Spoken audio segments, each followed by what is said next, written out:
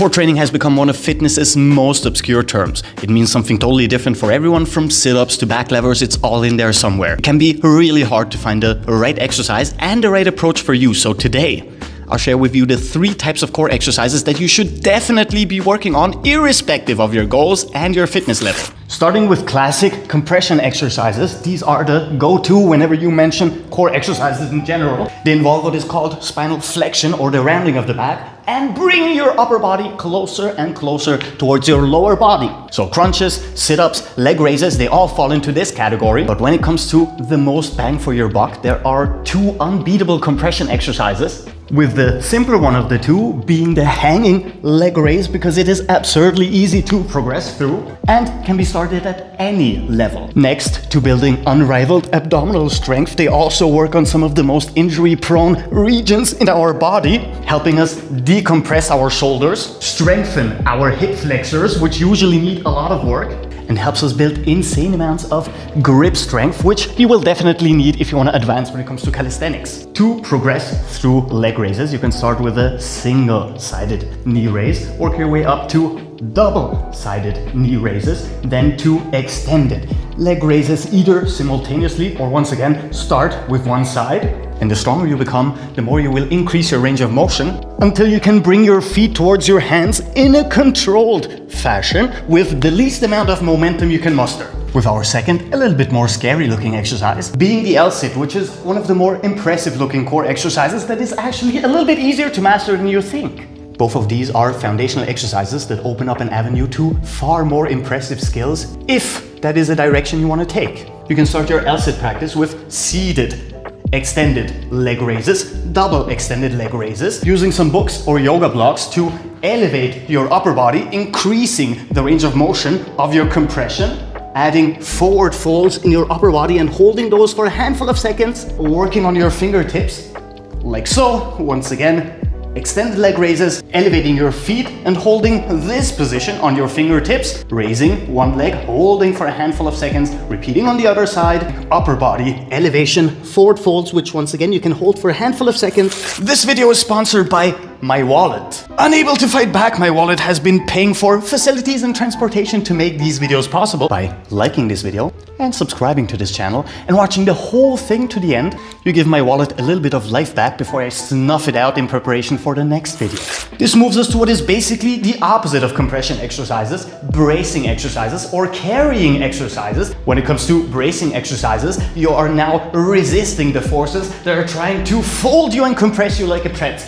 And these do not just include farmer walks, which are probably the most effective bracing exercise you can go through, because they teach you how to brace your core and align your spine during day-to-day movements, strengthening your entire core, not just your abdominals, but your spinal musculature as well, helping with balance and weight distribution and coordination when any sort of resistance is involved. Of course, they also give you the power to carry all the groceries home in one single go, which I have been told is a very desirable trait. And if you want to make farmer walks or farmer carries even more effective, there is one tiny trick, which is of course using 2 different weights, a light one and a heavier one. The higher the difference in weight, the more you will have to work on not falling into lateral spinal flexion, which means we have even more engagement of our obliques to balance us out, which moves this exercise from pretty good to absolutely amazing. But bracing exercises also include deadlifts, squats with resistance of course, lunges, and pretty much any exercise where you are carrying weights and you're forcing your upper body to work in coordination with your lower body, connecting the both into one unbreakable unit. So if you have to add just one of these, I will recommend doing the farmer carries or farmer walks. Work your way up to more resistance and work your way up to more difference in resistance from one side to the other. Moving us to my favorite core training method, the crème de la crème of abdominal strength builders, which are primal movement patterns. If I had a nickel for every time I talked about the insane benefits of those exercises, I would have to Google what a nickel is, because there is a lot of coins coming my way.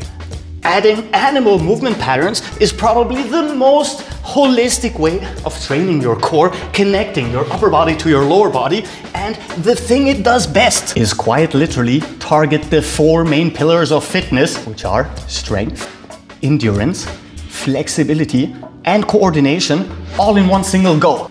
Talk about peak efficiency. Crawling or animal movements are the pinnacle of bodyweight core exercises, helping you build massive amounts of strength while learning how to coordinate all 4 limbs through an ever-increasing range of motion, and is by far probably one of the most accessible ways of training your entire body in one single go. You can start with something as easy as the baby crawl. Elevate your knees and move into a bear crawl.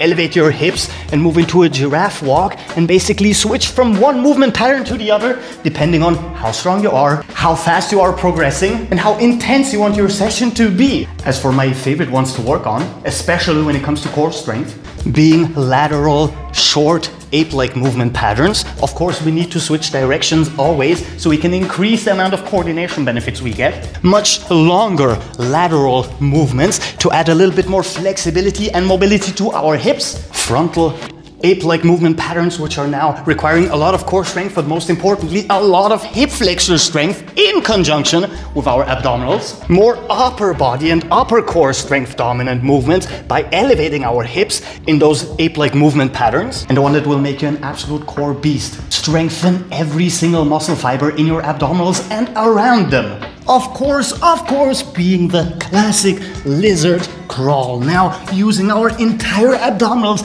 our obliques, our transverse abdominis, adding a little bit of flexion, a little bit of bracing, a metric shit ton of endurance and coordination to what is probably one of the most fun ways to train your entire body. If you want a full guide on almost 30 different variations from beginner to super advanced of crawling exercises, you can check out this video where we go through it step by step. You can start by just adding one single one of those exercises. If you require a progression, go through the whole thing, do it 2 times a week, maybe 3 times if you're really motivated. And once you become stronger and safer in those movement patterns, you can start adding more exercises, more sets, and more variations, which is very important to always change it up because we need to confuse our muscle. We need to keep them awake so we do not get complacent. And of course, so we have the tiniest bit of a challenge to keep us motivated to advance. With that said, I'll probably see you very soon. So until then, have a good one. Captain Cairo.